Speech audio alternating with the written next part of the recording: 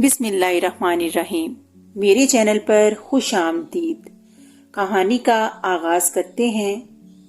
وہ ایک سنہری شام تھی جب شہزادی عنایا، شہزادی سونیا اور ان کی پکی سہیلی شمائلہ سب محل کے باغیچے میں خوشگوار موسم کا مزہ لے رہی تھی۔ شہزادی عنایا اور سونیا دونوں جڑواں بہنیں تھیں۔ بچپن سے ہی ان کی دوستی ایک اچھے گھرانے کی لڑکی شمائلہ سے تھی۔ یہ تینوں ایک دوسرے سے بے حد پیار کرتی اور ہمیشہ ساتھ ساتھ رہتی تھیں۔ اس شام وہ سب باغیچے میں بیٹھی مختلف موضوعات پر باتیں کر رہی تھی کہ اچانک ایک خوبصورت پرندہ ان سے کچھ فاصلے پر آ کر گرا۔ ان تینوں نے جب اس کے پاس جا کر دیکھا تو معلوم ہوا کہ وہ زخمی ہے۔ انہوں نے پرندے کی مرہم پٹی کی اور اس کے لیے چھوٹا سا گھونسلہ بنایا تاکہ وہ اس میں آرام سے رہ سکے۔ پرندہ آہستہ آہستہ ٹھیک ہو گیا۔ وہ سب بہت خوش تھیں۔ انہوں نے پرندے کے سر پہ نرمی سے باری باری ہاتھ پھیرا تو وہ اچانک ایک خوبصورت پری کی شکل میں بدل گیا۔ وہ تینوں بہت حیران ہوئیں، مگر پری نے انہیں کہا کہ انہوں نے اس کی دیکھ بھال کی، جس کے بدلے میں وہ ان کو تحفہ دینا چاہتی ہے۔ پھر اس نے اپنی چھڑی گھمائی تو اس کے ہاتھ میں ایک لال پوٹلی نمودار ہوئی۔ جب اس نے اسے کھولا تو اس میں سے 3 خوبصورت سی چمکتی دمکتی ہیرے کی انگوٹھیاں نکلیں، جو اس نے ان تینوں میں تقسیم کر دیں اور کہا، جب کبھی مدد کی ضرورت ہو تو انگوٹھی کو اپنی مٹھی میں کس کر بند کر لینا تو میں فوراً حاضر ہو جاؤں گی۔ وہ تینوں یہ بات سن کر حیران ہوئی، مگر پھر انہوں نے سوچا کہ اس طرح تو اس کی ہر مشکل آسان ہو جائے گی، تو انہوں نے پری کا شکریہ ادا کیا اور محل میں چلی گئیں۔ دن یوں ہی گزر گئے اور تینوں پکی سہیلیاں 21 سال کی ہو گئیں تو ان کے والدین کو ان کی فکر ستانے لگی۔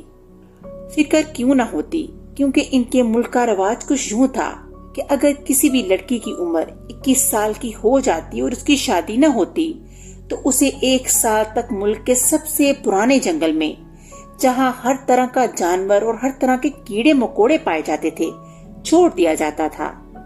وہاں وہ اپنے گھر کا کوئی سامان بھی نہیں لے جا سکتی تھی۔ سب اسی فکر میں مبتلا تھے کہ اچانک چند آدمی آئے جو زبردستی شہزادی سونیا اور عنایا کو اور ان کی سہیلی شمائلہ کے ساتھ جنگل لے گئے اور کہا کہ وہ تینوں 3 الگ الگ سمتوں میں جائیں گی اور کوئی نہ کوئی راستہ ڈھونڈے تاکہ اس جنگل سے باہر نکل سکے۔ آخر تینوں کے راستے جدا جدا ہو گئے۔ پھر 1 گھنٹہ چلنے کے بعد شہزادی عنایا کو شدت سے پیاس لگی۔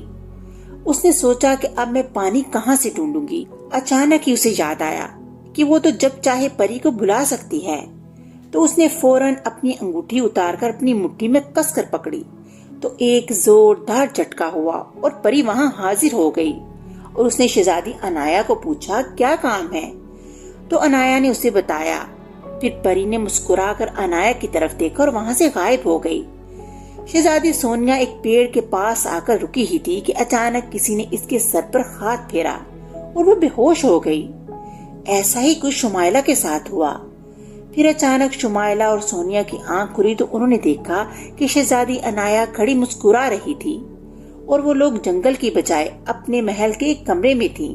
ان دونوں نے حیرت سے عنایا کی طرف دیکھا تو اس نے بتایا کہ اس نے پری سے کہا تھا کہ ان دونوں کو اس کے پاس لے کر آئے اور پھر انہیں چپکے سے محل کے کسی کونے کے کمرے میں چھوڑ دے جہاں لوگوں کا گزر نہ ہو، اور ان دونوں سونیا اور شمائلہ کو بھی اس بات کا علم نہ ہو، ورنہ وہ ڈر جائیں گی، کیونکہ سونیا اور شمائلہ جادو اور پریوں سے بہت ڈرتی تھیں۔ پھر پری مزے مزے کے کھانے لے کر حاضر ہوئی۔ اس وقت تک شمائلہ اور سونیا کا ڈر ختم ہو چکا تھا۔ پھر عنایا نے سونیا اور شمائلہ کو بتایا کہ پری نے ان کو جنگل سے نکالا ہے اور اس نے اپنے ماں باپ سے بھی کہا کہ وہ اس رواج کو ختم کر دیں۔ تینوں کے کہنے پر یہ رواج ختم کر دیا گیا اور پھر یہ سب ہنسی خوشی رہنے لگے۔ آئندہ کسی بھی شہزادی کو 21 سال کے ہونے پر جنگل میں نہیں چھوڑا گیا اور سب اپنی اپنی مرضی کی زندگی بسر کرنے لگے۔ اس طرح کہانی کا اختتام ہو گیا۔ اگلی کہانی تک اللہ حافظ۔